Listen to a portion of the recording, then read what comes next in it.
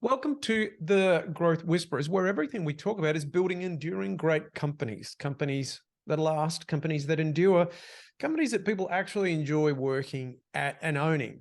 My name is Brad Giles. Today, I'm joined as always by my co-host, Kevin Lawrence. G'day, Kevin. How are things today? Things are great, Brad. Oh, isn't it fun to see? It was a good way to start the show. Kind of mixing up a couple words, kind of being creative, I'd like to call it. Hey? Indeedy. Being creative today. Indeedy. And so, Kev, we like to start with a word or phrase of the day. Tell me what might be your word or phrase for today, my friend. Sales. Sales cures all. Oh, doesn't it just? It does. And it's interesting in this dynamic in the economy. I'm hearing a lot of CEOs and their teams talking more about sales than normally. Yeah. We always talk about it, but there's little thoughts of, I don't know why my sales team isn't producing like it used to. And, I'm wondering, like, people are starting to look under the hood in sales a lot more because, the frothy growth isn't in the market as much as it was in most industries. And people are just, taking a closer look at sales and saying, well, what's really going on there? And I've always said some of the best sales reps I know, work part-time or 3/4 time. And they are amazing at what they do. Yeah. But they might need to be putting in a bit more time. Sales a little harder for a lot of people. But anyway, sales cures all. Put the energy towards the front of the house and generating sales is what a lot of people are doing. And they're just looking under the hood a little more is what I'm seeing. Very good. Mine is timeless. So I had a chat with one of our listeners who shall remain nameless and said, what I love about the podcast is that you're talking about things that we've perhaps often learned before, but it's with a different take, and it's things that are still timeless principles. And I kind of said that's the intent, because these things work. And well, we're not trying to reinvent everything. We're trying to talk about the things that work because they work. And so timeless. Yeah, we're not trying to come up with this is our answer and this is the only way you can do it. We're looking for things that work and that work consistently to build these enduring great companies. Yes, not the flash in the pan idea of the week. No. Is Chat GPT going to change the world or save the world or destroy the world? Those are great things, but the principles are beyond those things. They're timeless. Yeah. Speaking of principles, one of our favorite thought leaders that we're digging into today, Mr. Jim Collins, who's done some amazing research, which he's thankfully shared with us through his books and his talks and his sessions with CEOs. And he has 6, and thanks for digging us up, Brad, 6 great characteristics of the right people in the right seats. And we all talk about building a great team and right people, right seats and all this good stuff. Yeah.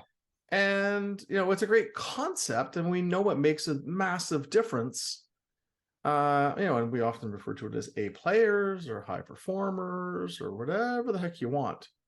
But Jim's got 6 principles. Like he does, he has simple lists that we're going to walk through them and share some examples of things we've seen in companies. But 6 principles, how do you know you actually have the right people in those most important jobs? Yeah, we talk about A players, top performers. We've got to get the right people. But what does that actually mean, the right people? And what I love about this list is that it's very specific. This is what the right people means. We know that Jim Collins said you've got to get the right people in the right seats, doing the right things the right way. And then over time, we can build flywheel momentum if we're doing that, coupled with everything else that he talks about. Yep. So, it's good. Now, this is from a book called Built to Last, one of Jim's books in his catalog or in his library, and it's so important. Because this way you can look at this list or listen to this list and ask yourself, do I actually have the right people in my business? You can look at them and maybe you think, maybe. But when you go through this list, you can actually say to yourself, okay, is Joe or Joanne or whoever it might be really one of the right people? Yeah, it can help you think about a specific person or role. So what I'm going to suggest, Brad, maybe we'll Should we just list off the 6, or should we go through? Okay, we were going to go through them one at a time. I just wondered, we should give people the list, and then we'll dig in. I'll leave that up to you to decide. Yeah. What do you think? Yeah, I think we're going to go through and we're just going to see, just elaborate on what that means. We probably should prepare beforehand, but hey, we're shooting from the hip here, so it's okay. Sometimes you get an idea. Well, back to creativity, an idea in a moment. Well, we'll go through one at a time. But here's the thing, in sports, and here's the way I think about it. And, we talk about sports metaphors a lot in business, and much of it translates and some doesn't. But the one thing about sports, and whether it's soccer or basketball or hockey or football, people have positions, and they know their positions, and they're so clear. They do training based on those positions, and they have coaches and programs and everything else about those positions. And that's what, those key seats, it's so critical, but their expectations are so clear in sports and measured like crazy that if someone isn't the right person for that role, it's really clear, and they make a decision really quick to keep them or move them on. And in business, we're not quite at the same level that it would be in the NBA, the National Basketball Association in the US, or the NFL, or whatever it happens to be. And that's kind of what I'm trying to get. These people are critical. How do you know if they are really thriving in their job when you're not just watching them on the basketball court all day, every day practicing? Is a little harder to see. So should we just jump into the first one, Brad?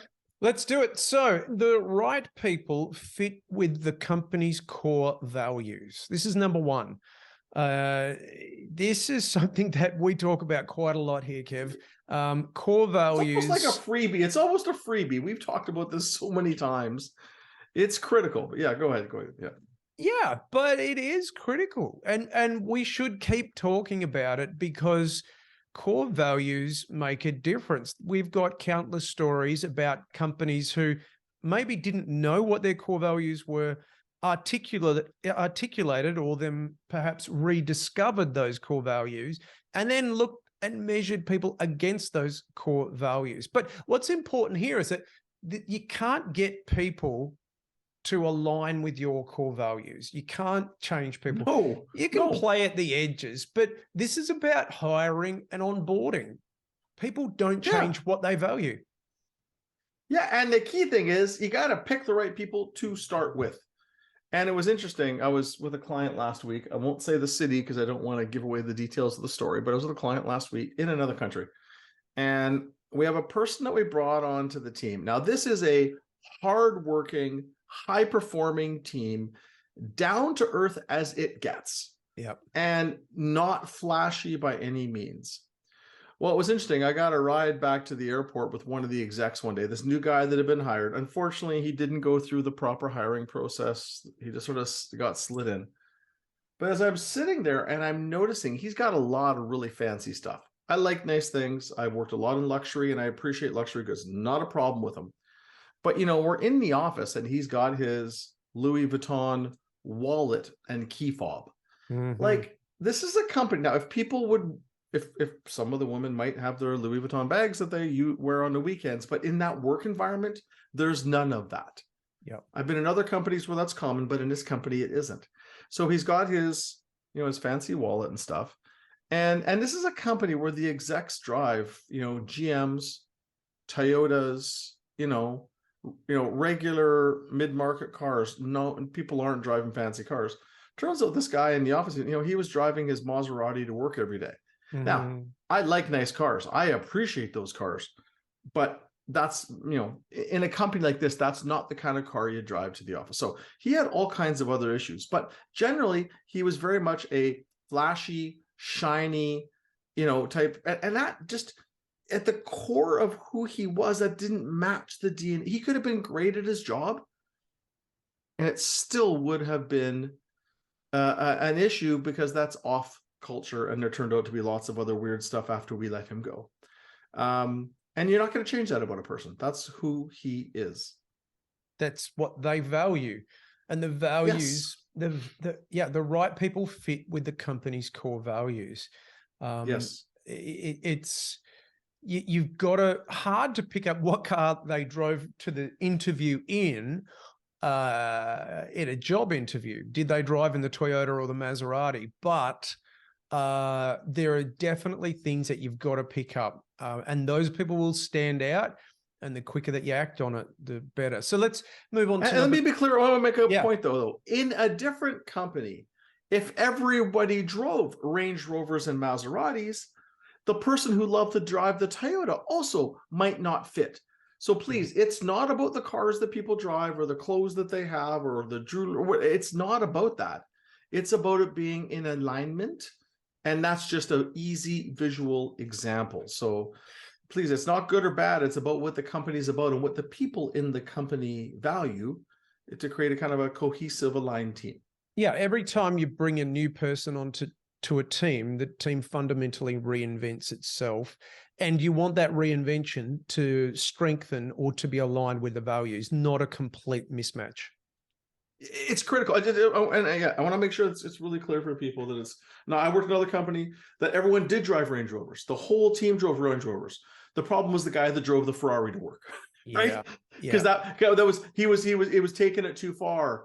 And if you drove a Toyota to that company, it might have actually been a problem because they were in that kind of luxury space. So again, please, it's not what it is. It's just the being in alignment. So we're on that one, and we're trying to create a team that doesn't have a lot of friction. So the second one, this is a bit, it's one of it. But basically, the right people don't need to be tightly managed. People need to be led. But if you have to follow up and get involved, and this is a killer one. This is the one that kind of makes it or breaks it for a lot of people on teams when we're not sure what to do. But if you have to drop down and help them do their job, and I'm not talking about, when you're onboarding a person and training them and developing them, I'm talking about generally, even when they know what to do, you still have to be getting involved and managed and following up on something. I had to do it today with an executive, and a simple example. We had a meeting about 6 weeks ago. We set some goals. People were supposed to do some finishing work on their goals. It never got done. We had a follow-up meeting last week. Everyone on our team did about one. I said to that one person, when can you have it done? Blah, blah, blah. I'm busy, They committed to do it on the weekend and have it to me for Monday morning. Monday morning, I go to my computer. It's not there. I send another note. Thought we discussed this was to be here. I said it nicely. And I had to follow up and ask for it. And then they finally ended up sending it the third time. After I'd asked about it again today, I finally got it. That's following up and having to manage someone. That's not a good sign. So if it's one time, hey, everyone makes mistakes. But if you're consistently having to do that, it's not the right person. And whether it's because of their capability, because of your leadership, there's a lot of reasons it could be. At the end of the day, the right people in a job, that isn't required. They're obsessed with getting things done. Normally, you don't have to tightly manage them. You got to manage them to stay healthy and maybe keep them from taking on too much because they're just obsessed with crushing amazing amounts of work. We're talking about adults and most likely leaders here. These people, the fact that you're laughing means how funny. That's funny. It is. I know it is. This is adults. This is not kindergarten kids that you're, telling them. Sorry, just how funny we said. We're dealing with adults. That's true. I mean, they don't need to be tightly managed. It makes me think about one team where this team, the CEO is. We do homework preparation before an offsite. And so we'll be saying, this is the series of questions and pre-reading that you've got to do in preparation. And we can tell when leaders have done it and when they haven't. And the CEO is having to constantly go back to one person in particular and say, can you complete this? Can you complete this? And of course, it comes back to, we're dealing with adults here. If they don't complete it, there'll be consequences. And that person's consequences were the leader had to say to them, look, if you don't want to be on this team, that's fine. If you don't want to be a leader on the leadership team of this business, setting the strategy and making decisions, that's fine. But you've got to know that there's consequences that come with that. Further consequences. We're not asking you to build the Titanic. We're asking you to do your job. Do some simple preparation. And yeah, so if you are being tightly managed by your boss, there is something in that for you to look a bit more deeply at. And if you're the boss and you need to make a list of things to follow up with a person on, it's also a bad sign. An A player, you don't need to make lists. They make their own. And you might choose to, but you don't need to. By the way, one of my favorite lines is, hey, how many times have you had to follow up with me to make sure you got your paycheck in full on time? To which they should only be able to say, never. And then you can say, well, great. It would be wonderful if you could keep up your end of your bargain as well. I'm doing my part. I need you to, it's a bit in your face, but I had a CEO who said that to someone once. You don't have to ask me to, I have to follow up with you to do your job. You don't have to follow up with me to do mine, which is to pay you for doing your job. So funny that. Okay. That's an awesome one. So that's a challenge. So that's number 2, right? They don't have to be tightly managed or almost managed at all. Yeah. You just have to watch out to make sure they stay healthy and don't push themselves too hard. Now this next one. Go ahead. This is such a, I feel like this is a big deficit in the world. And that is the right people understand that they do not have jobs. They have responsibilities. Yep. They know the difference between their task list and their responsibilities. They know what they're responsible for. And it's not having a job. It's a completely different mindset. I mean, I had an example of this just the other week, and it was a CFO who was, I would say, 6 months into the job and was using the phrase when addressing the team in our workshop, I think you need to. So rather than saying, I think we need to, it's a very subtle difference. Sure. I think you need to do this. I think you need to do that, as if they were an external accountant or something like that.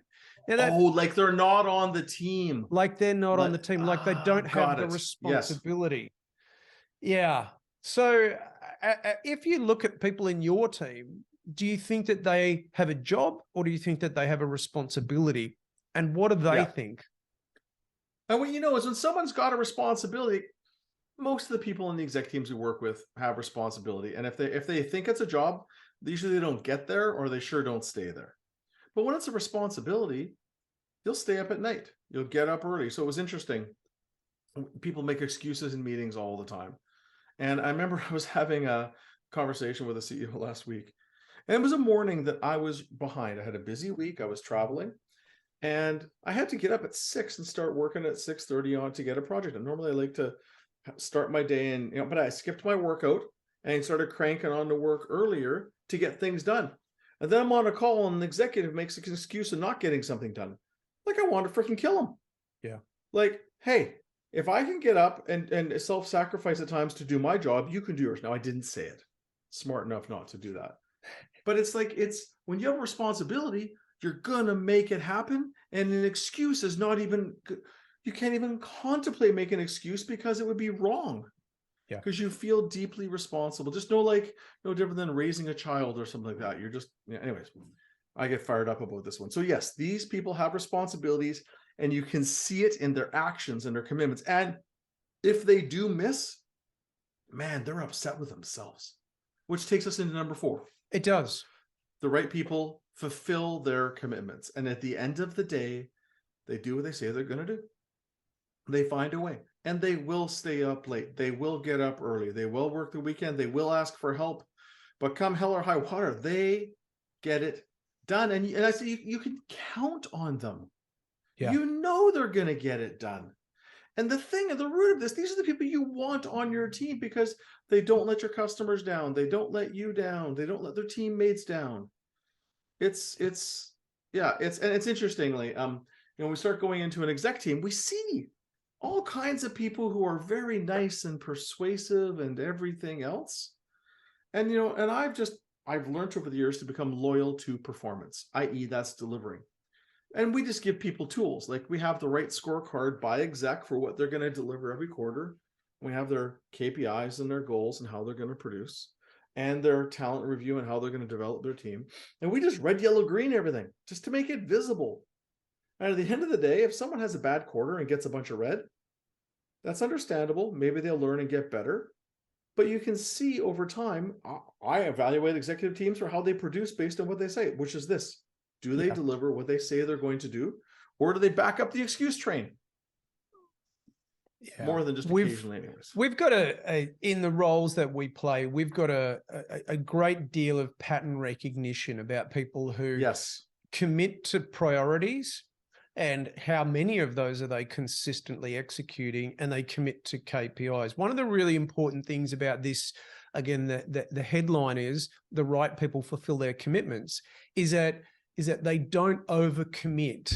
They don't promise what they can't deliver. So they're very careful in picking that out. So for us, we can see on average, how many this team or this individual, how many priorities do they execute each quarter, and how often are they making their KPIs, the metrics that they're accountable for working in the business. And based on and they're not just setting super low goals. They're setting realistic goals and they're pushing still. Yeah. Yeah, they deliver. And it's interesting, you talk about pattern recognition. A lot of the systems that we set up in companies enable us to get more data to see the pattern. I was talking to a CEO today about an exec, and I pretty well have enough data to know we're done. Like, I know it, like there's a 90-something% chance it's not going to work. We're still going to keep on trying with this exec because they got a lot of potential. But there's just way too many points of data of all basically the things that violate what's on this list. So people fulfill their commitments, and we need systems to help us to get better at that sometimes, to have more data, but it's usually pretty obvious. Like this next one is obvious.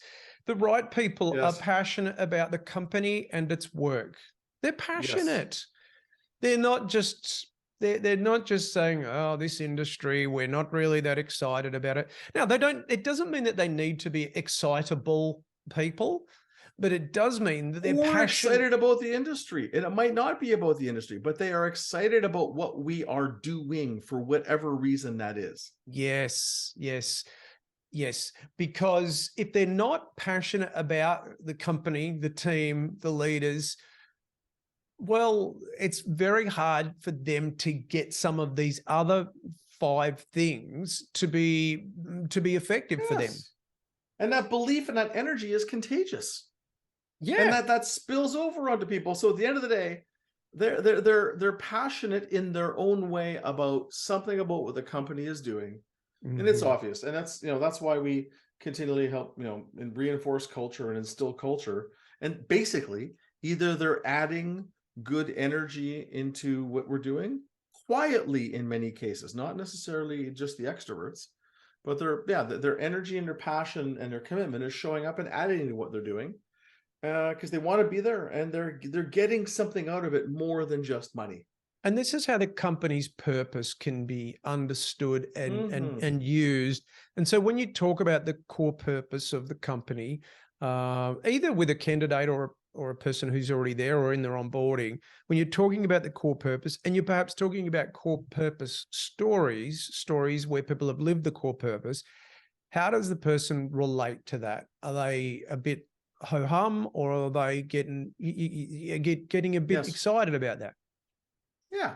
And some people some people are really excited about the purpose, and some are in alignment with it. Some are really excited about the work they're doing, or the team that they're building, or the opportunities they're giving people. Like they're there for more than just the check. Yeah. Cool. Number 6. And then finally, and one of my favorites, is the right people have more of a window and mirror maturity, as Jim calls it. And to explain it really simply, the simple, you can get more deep, but the simple version is, when things go well, they often give credit to others. And when things don't go well, they normally reflect themselves in the mirror. They look in the mirror and reflect at themselves instead of pointing out the window and blaming somebody else. Yeah. So during good times, they share and give other people the credit for it. During bad times, they take a lot of responsibility and look into that mirror, and because they learn and they get smarter and they get better. And that's the problem with the excuses. The most dangerous, and we all make excuses. I make excuses sometimes, right? It's a natural reaction to save face or feel better in a situation. I'm not talking about the person that makes an excuse on the spot because they feel crappy. I'm talking about people who do that and believe it and are always trying to blame. For example, if I made an excuse about something, and it happens sometimes when I'm, for whatever reason, I'm quickly going to come back and take responsibility, learn from it, and try to do better, and articulate that to another partner. Yeah. So don't judge them into 3 seconds after the conversation, judge them into 3 or 30 minutes after. Mm-hmm. But generally, there's a lot of people who it's always someone else's fault. And there's this great saying, if everyone you meet turns out to be an asshole, maybe you should look in the mirrir. Right? Yeah. So this is it critical. Could be you. This is critical. Yeah, it could be you. Is most likely is. This is critical because if you've got people who aren't displaying that window and mirror maturity, then they're not the right people. That's the headline at the top, right, of this episode. They're not necessarily the right people because they're always going to be casting blame elsewhere, and it's probably not appropriate. Often it can come back to them, and equally they're probably going to be taking credit for the successes when it should be due elsewhere, and that's disengaging for those other team members. Exactly, and they don't learn. So basically, they're and that's a key indicator, really key. So let's just review these really quick. So number 1, they fit the values. 2, they don't need to be tightly managed, although they still need to be led. Let's not forget about that. 3, they know that they have responsibilities, not just jobs. 4, they do what they say. They fulfill commitments. 5, they're passionate about the company and its work. They're not just there for the money. And then finally 6 is that they are more of a mirror type person, is that they learn from their mistakes, take responsibility, and then get better next time. So for more lessons, I know in Your Oxygen Mask First, I've got a chapter that's called Make Yourself Useless, which is about building an amazing team. And this supplements that a lot, or vice versa, about just having an absolutely amazing team that supports you in what you're doing. Any final thoughts there, Brad, before we wrap up? Well, this is just a simple list that you can use to assess, do I have the right people on the bus? And what do the right people look like if I'm interviewing? Yeah, well said. Keep this in your mind, because at the end of the day, you deserve to have a great team. And again, as the great Jim Collins says, you can't build a great company with good people. Right? You need great people to build a great company. And and if Jim is doing a live event that we're helping with in October in Chicago, October of 2023 in Chicago.